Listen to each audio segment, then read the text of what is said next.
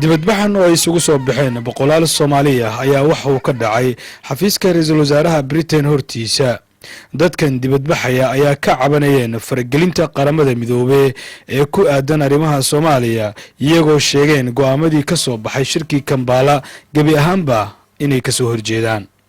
waxaan marka u horeysa mahad u celinayaa banaanbaxayaalka isugu yimiday meeshaan ayaan mahad u celinayaa.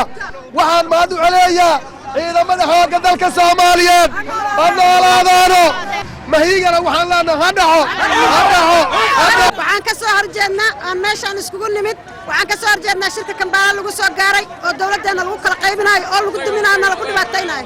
waxaan u banaanbaxaynaa waddankana nabad u rabnaa inaan noqono waa daalnay 20 yeer aan meeshaan joognaa in ilaahay waddanka nabad ka dhigo oo Soomaaliya israacdo mahiga iyo wuxuu wada iyo ma doonayno ma rabno. meeshaan maanta waxaa u nimid annagoo isku dibna Soomaali weyn hooyooyinkii caruurtii iyo raggii inaan ka cabanno dhibaatooyinka aan qabno iyo waxa aan tabanayno oo ah go'aamadii Kampala ka soo baxay kuwa Soomaali cuntama ma aha kuwa hooyooyinka u cuntama ma aha.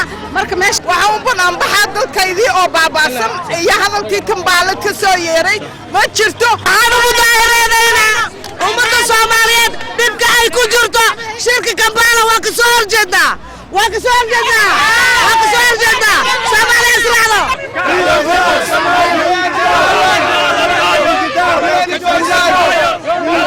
qaar ka mid ah aqoon-yahanada iyo waliba odayaasha jaaliyadda reer London ayaan kula kulmay goobta mudaharaadka uu ka socday waxaana ay iga waramayaan dareenkooda ku aadan mudaharaadkan. waxaan rabaa inaan la hadlo baarlamaanku maanta waxaad maraysaan maalintii badda aad badbaadin jidheen oo aad isku raaci jidheen kulligiin inaan baddiinna la qaadan oo aysan la wareegin Kenya. maanta bad iyo biriba in lala wareego ayay taagan tahay. waxaan inka rajaynaynaa inaad badbaadisaan haddii ilaahay ilmo in bad iyo biriba aad badbaadisaan oo aad diidaan go'aanka Uganda.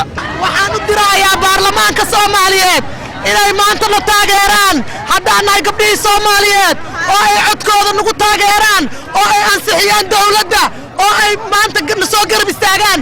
maanta waxay taagan tahay isway ashi horta Bafo waa mahadsan tahay dhammaan ka soo qaybgalayaashana waa mahadsan waan u hambalyeynaya runtii.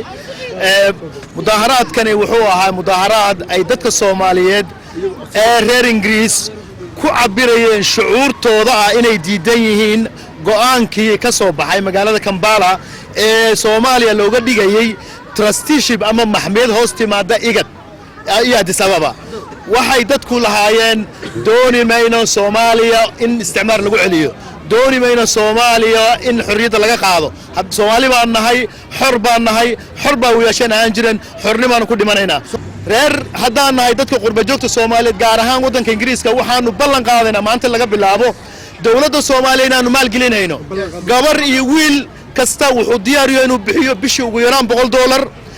guddi baa la samaynayaa berrito. guddigaas lacagta ay waxaan lagu heshiiyey bil walba in la rays gareeyo lacag 5 milyan ku dhow 5 milyan in dawladda la siiyo. laakiin bashard waa in la helaa dawlad la aamini karo. haddii dawladda iyo dadka shaqeeyo la aamini karo ay sii shaqeeyaan dadku way garab istaagayaan annagana maal gelinayna. dadkan oo aad ugu caraysnaa ergeyga gaarka ah ee qaramada midoobay u qaabilsan arrimaha dalka Soomaaliya mahigay inuu faraha kala baxo siyaasadda Soomaaliya iyagoo sawirkiisana si caraysan ugu tunteen.